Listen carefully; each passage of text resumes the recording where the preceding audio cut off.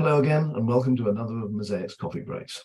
Mosaic is, of course, a collaboration of the organisations shown at the front of this presentation, and that collaboration focuses very much on the ownership issues associated with mid-market law firms. And when we say ownership, we mean everything associated with ownership, mergers and acquisitions, partnership structures, succession planning, partner exits, and everything associated with all of those issues. I hope you enjoy this broadcast. Hello and welcome to what is the third in a four-part series from Mosaic, all of them on the topic of red flags in the merger process, reasons perhaps that you might walk away.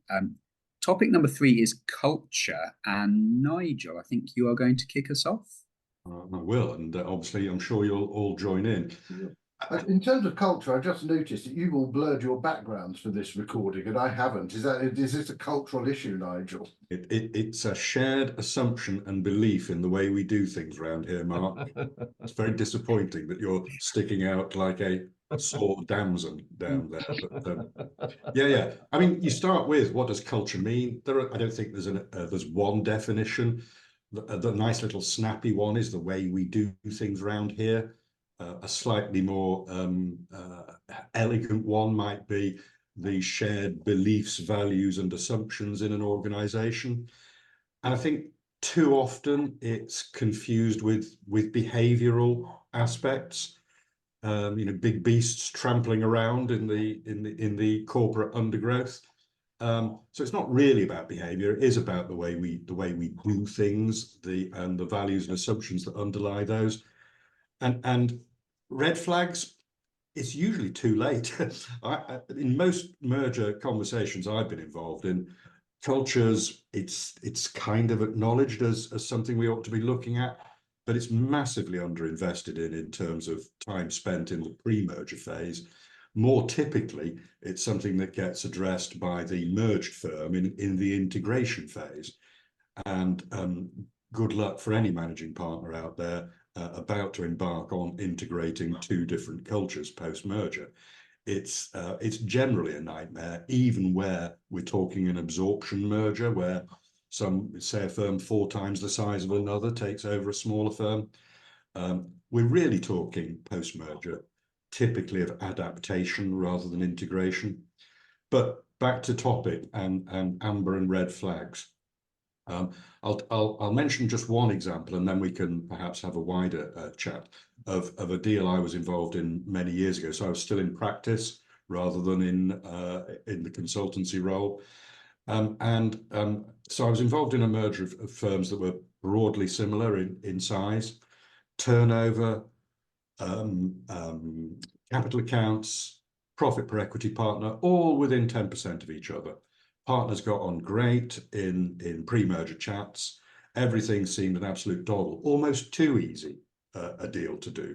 Mm-hmm. And then you just ever so slightly start scratching the surface and some question marks arise. So in one firm, over 80% of the billing came from partners.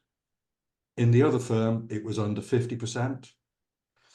In one firm, team meetings happened every single month, same day each month, same agenda. Everybody was expected to attend, meeting carried on, even if important people couldn't make it. In the other firm, team meetings would be arranged to suit the diary of the partner who'd be notionally chairing it, and usually cancelled at the last minute because the partner had got something else to do. So one firm, the signals came out, one firm was all about big billing from big beasts. The other firm was very much more about teamwork, and neither. I think it was widely recognised that this could be an issue, probably an amber flag rather than a red, but it wasn't dealt with, and it led to a very, very painful post-merger integration period, as these things often can do. And indeed, thinking of, as I was just this morning, before this call, of incidents where cultural issues throw up red and amber flags, I was reminded of our wolf shark playlet, which is just absolutely full of them, and beautifully constructed, if I may say so, Howard, doffing my cap to you as the author. Very much a red braces, tweed jacket conflict. I mean, we reduced it to something almost absurd in the difference of cultures there, but I've seen You've I've seen seen them. quite a lot that was close to that. You'll have seen them. There's being tweed jacket in there. No, I think I've seen a number of these, and but I think you're right, Nigel. The red flags. It's very rare when you're doing a deal that something crops up. It's a big waving red flag, but it's just these series of them, and you eventually get to the point of going, you know what, this is a problem. Yeah. And in the merger I'm telling you about, we got to that stage. I was in the teamworky firm, not the big beastie firm, and it led to a several month hiatus in talks as we sort of we circled up our wagons, had a big powwow about what does all this mean, and I think from memory the way that the problem was resolved was, are there any better deals out there on the horizon? And that's not good enough. It's not good Can enough. I refer you to my latest blog on our website about why you should walk away? And actually, I think one of the real risks on doing deals is you get caught up in sort of this whole excitement of the deal, and there's that FOMO, fear of missing out. And actually, when you've invested time and money in professional fees and everything else, saying, you know what, let's just walk away and we'll save our energy and our cash for a better deal. I couldn't agree more, Mark. Difficult decision to make. But I couldn't agree more, and I plead guilty. As a managing partner who enjoyed building a firm by lateral hires and targeted acquisitions, I did at least one deal that I should have said, do you know what? It's not worth it. But I found it all very exciting. And it was going to stick a few bob on the turnover, stick a few bob on profit, not do us any obvious harm. But there we go. And I think I've seen one exactly like that, where the managing partner got what his other partners described as merger fever, and he was determined to actually do a deal to acquire a bust firm, which would have actually taken the firm down. But he got so focused on that.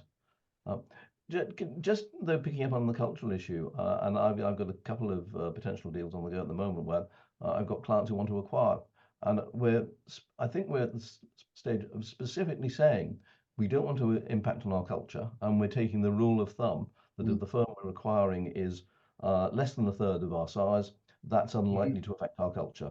But if it's more than a third of our size, it will do. So we're only looking at smaller firms. Do you tend to agree with that, Nigel? I tend to agree with the maths.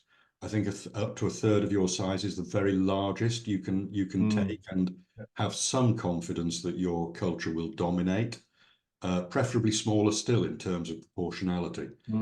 But even so, if you were to take on a firm a third your size, let's say 6 million, 2 million, there could be people coming from that smaller firm into equity whose values and beliefs and the way they do things are diametrically opposed to your own, and the potential for them causing difficulty when in equity in the merged firm should not be underestimated. So it's always been my recommendation, Howard, you know this from all the years working together, that some kind of cultural audit should be part of the pre-merger process. And you have some models and tools for that, don't you, Nigel? I have a process. And it's the kind of things we looked at in Wolf Shark. You look at what their remuneration policy is. Look at how positive behaviours are incentivized below partner level. Look at how teams are constructed. Look at how junior lawyers are developed and coached and brought on. And just take maybe 4 or 5 issues like that and explore them in some detail to get the contrast between the two cultures. Yeah, and how decisions are made, I think, would be absolutely the key thing. Is it a benign dictatorship, or some we worked on that one, Howard, that was actually not even a benign dictatorship; it was just a dictatorship. So culture is so key. Yeah, Nigel, I'm interested in, you talked about how tricky this is and some of the sort of cultural audits you can try and do, but I'm interested in how much of this is nonetheless gut feel. It's a little bit like a sort of job interview, isn't it? I've got an hour and one coffee to decide whether I like this person or not. Is that oversimplifying it? I'm afraid it is, Tom. I mean, we will all be working with client firms from time to time who get their recruitment horribly wrong because this lateral or that team impressed in an initial interview, but full due diligence isn't carried out, and lo and behold, 6 months later, it's an absolute disaster. So gut feel, what happens in gut feel, Tom, is that partners from firms A and firm B go out for a meal, or worse still, a few bevies, end up liking each other, and that's that then, isn't it?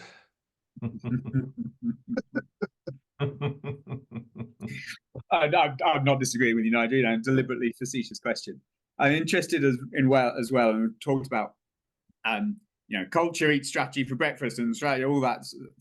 I'm interested in what might be the postscript to that sentence, which is also that money eats culture for breakfast. And I'm aware of several deals where some parties have entered into that deal going, they are horrible. Their culture is awful. They're nothing like us. But have you seen their profit per equity partner? Have you seen their remuneration strategy? I will suck this up for the sake of a couple of £100,000 per year, every year, sort of thing. Yes, some would and some wouldn't, Tom. I was going to ask you, your views on the sort of the it'll be okay because the money will make it worth it school. Well, No. Yeah, there's a couple of dozen of US headquartered firms employing precisely that strategy in the London market at the moment and paying through the roof for NQs. We're now in the era of 150,000 NQ salaries. Okay, great for a while. I think the other thing is, if you're in a merger, although we always say there's no such thing as a merger, law firms, as much as they try, are very much people-based organizations. And if the culture is wrong, then the people you've acquired will leave. And if you're acquiring a firm, you need the good people there to stay, to deliver the work, to transfer the clients into the merged firm. And if the culture's wrong, they'll walk with their feet.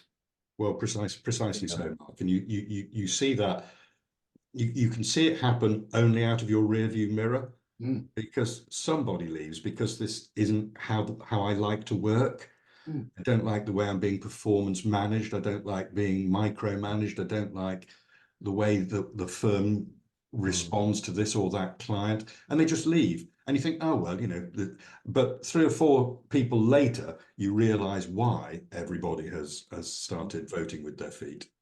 So I can't emphasize enough. I just think it's an aspect of the pre-merger process that is massively underutilized. And on that wonderful point, we should probably bring it to a close. Nigel, thank you for your thoughts, and yourselves, Howard and Mark. Tune in next time for part 4 of 4 on the red flags of merger, which is all related to do with financial due diligence.